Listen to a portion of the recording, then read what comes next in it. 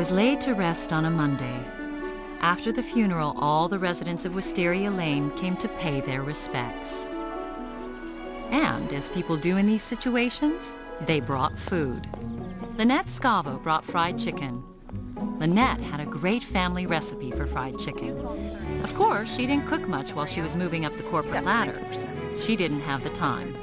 But when her doctor announced Lynette was pregnant, her husband Tom had an idea. Why not quit your job? Kids do better with stay-at-home moms. It would be so much less stressful. But this was not the case. In fact, Lynette's life had become so hectic, she was now forced to get her fried chicken from a fast food restaurant. Lynette would have appreciated the irony if she stopped to think about it, but she couldn't. She didn't have the time. Stop it, stop it, stop it, stop it, stop it! No!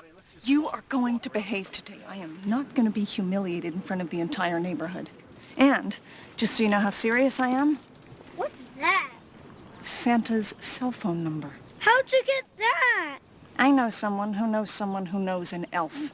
And if any of you acts up, so help me, I will call Santa and I will tell him you want socks for Christmas. You willing to risk that? Okay. Let's get this over with. Gabrielle Solis, who lives down the block, brought a spicy paella. Since her modeling days in New York, Gabrielle had developed a taste for rich food and rich men. Carlos, who worked in mergers and acquisitions, proposed on their third date. Gabrielle was touched when tears welled up in his eyes. But she soon discovered this happened every time Carlos closed a big deal. Gabrielle liked her paella piping hot.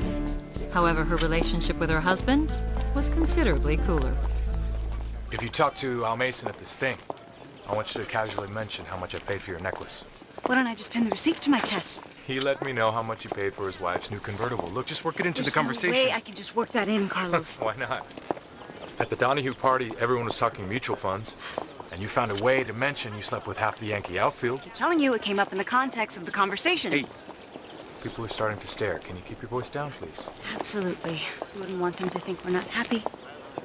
Bree Vandekamp, who lives next door, brought baskets of muffins she baked from scratch. Bree was known for her cooking, and for making her own clothes, and for doing her own gardening, and for reupholstering her own furniture.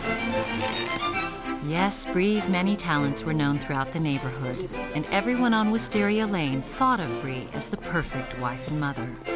Everyone, that is, except her own family. Susan Mayer, who lives across the street, brought macaroni and cheese. Her husband Carl always teased her about her macaroni, saying it was the only thing she knew how to cook, and she rarely made it well. It was too salty the night she and Carl moved into their house. It was too watery the night she found lipstick on Carl's shirt. She burned it the night Carl told her he was leaving her for his secretary.